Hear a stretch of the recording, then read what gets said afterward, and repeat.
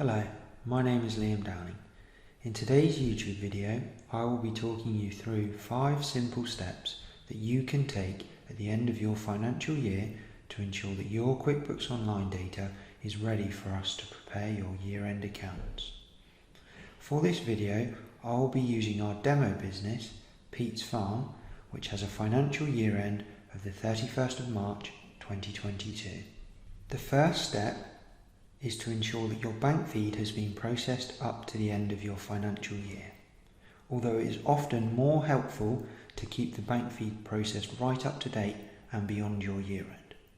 If there are any items within your year that haven't been allocated, you will need to add, match, transfer or allocate these before continuing.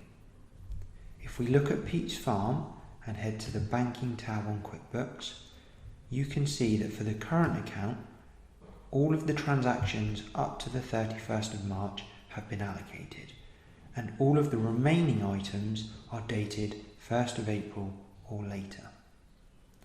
If you are also entering your bills and invoices to QuickBooks, you will need to ensure that any invoice dated within your financial year has been entered to QuickBooks, even if the payments don't go through on the bank until after the year end. The second step requires you to reconcile the bank account to the end of your financial year. Many clients receive bank statements that run to a date in the middle of the month, but it is important for the year end that you reconcile the bank to the last day of your financial year. On Pete's Farm, if we head to Accounting on the left hand side of QuickBooks and then into Reconcile, we can see that the current account has been reconciled to the 31st of March 2022. If you have used a contra bank account on QuickBooks to help you deal with livestock sales, hire purchase agreements or any other contras, it is important that this account is reconciled to the year end with a balance of nil. If we choose the contra account instead, we can see that it has been reconciled to the 31st of March and the balance is nil. If you're not sure or need a refresher on how to reconcile your bank, we have previously prepared a YouTube video that shows you how to reconcile your bank. The link for this video can be found in the description.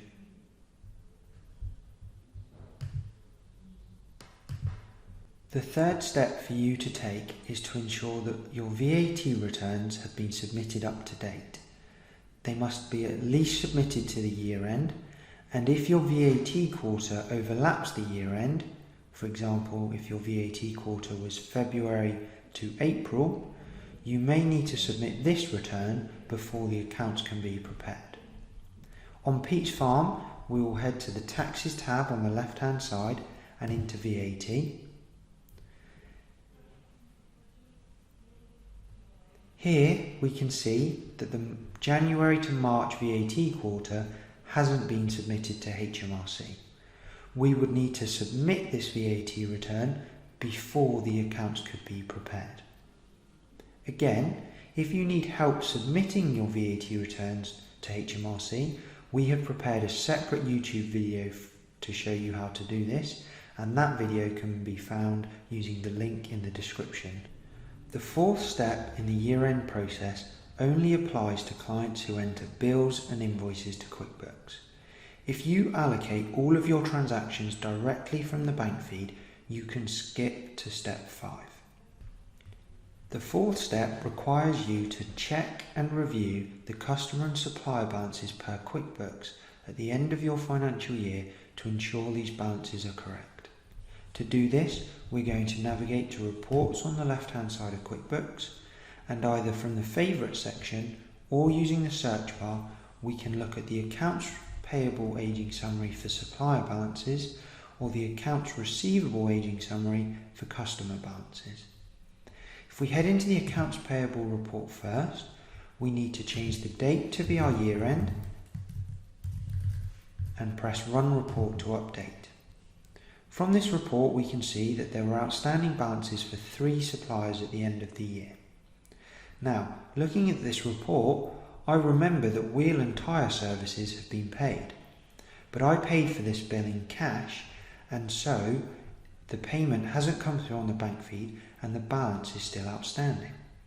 To mark this balance or any bills as paid cash, by credit card or paid privately, you click into the balance and then into the bill, and from here you can click Make Payment in the top right hand corner. You can choose that this bill was paid by cash and the date it was paid, and then save and close to update the supplier account.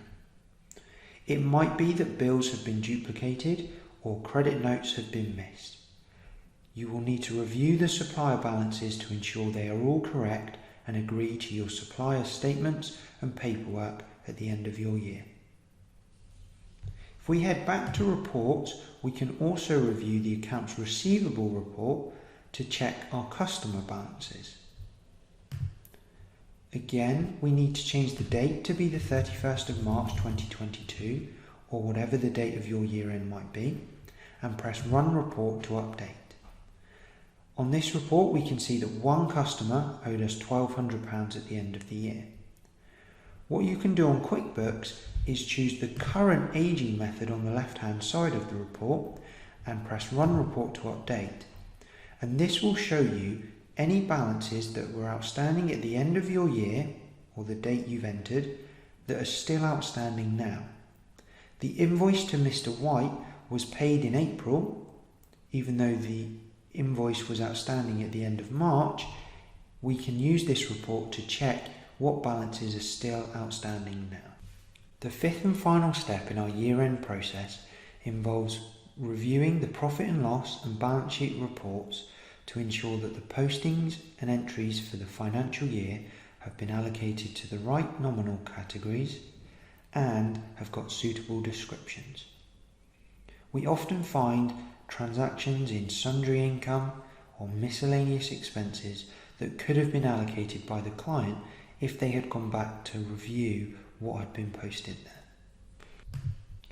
From within reports on the left hand side of QuickBooks, we can first run a profit and loss report.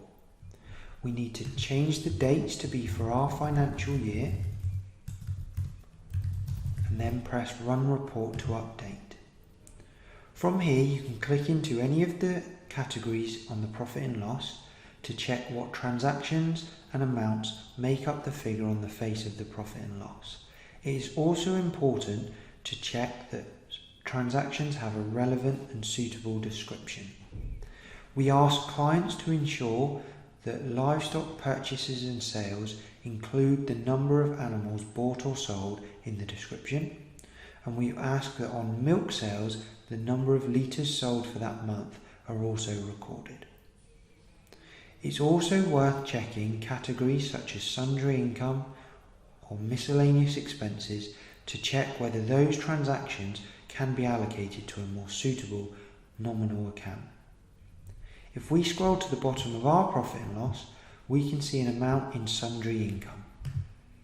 If we click into sundry income, we can see that the one transaction is a dividend received from Genus. This transaction should have been allocated to capital introduced. If we click into the transaction by clicking on the amount, we can amend the nominal account that this transaction is allocated to. We can allocate it to the right place. We could also change the description or the VAT code if we needed to. If we save and close, we can then head back to our report and carry on reviewing the other categories. It's also worth checking categories that have a high or very low balance, or categories that look particularly odd. For example, if machinery and tractor repairs were very high, it might be that you've allocated the purchase of a new piece of machinery to the repairs category rather than to the fixed asset or cost category. We also recommend that you review the balance sheet report to again check that transactions allocated to balance sheet categories are in the right place and have a suitable description. If we run the balance sheet report, we will again need to change the dates to match our year.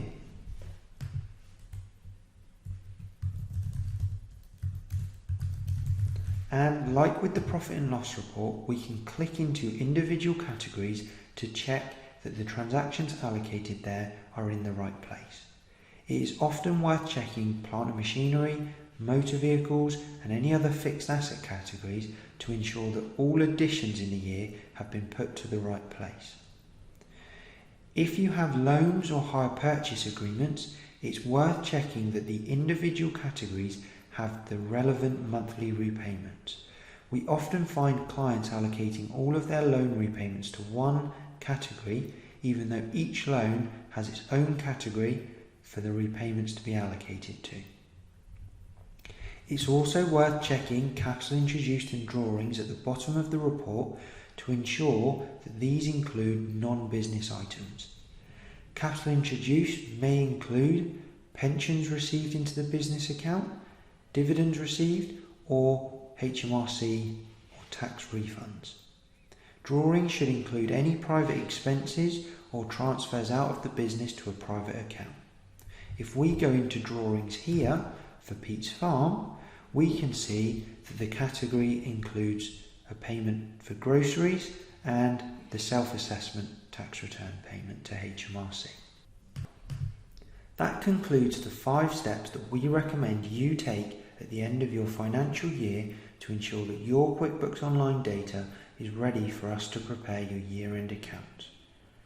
While these are great things to do at the end of the year, they should also be applied throughout the year, and doing so on a regular basis will reduce the work required at the end of the year to tidy up or fix any mistakes or mispostings. As always, if you have any queries about this video or questions related to your specific business, then please get in touch and we'll be happy to help.